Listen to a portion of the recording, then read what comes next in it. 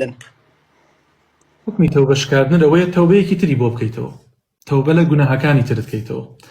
هەرچەندێک تەوبە بکەیت تەوبەکەت بشکێنیتەوە، چارەسەر ئەوەیە جارێکی تر تەوبە بکەیتەوە.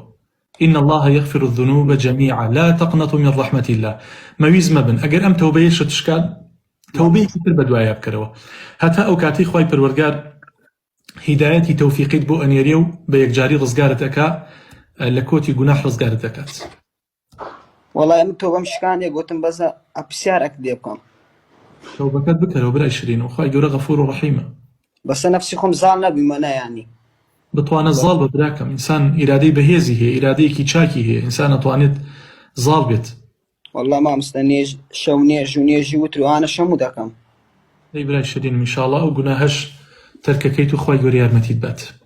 مامۆستا بەس دوعای خێرمان لۆکە مامۆستا. الله یارمەتیت دا براکەم، عاقبەت خەیر، هیدایەتت دا براکەم. مەمنوون مامۆستا جان. برای جوان.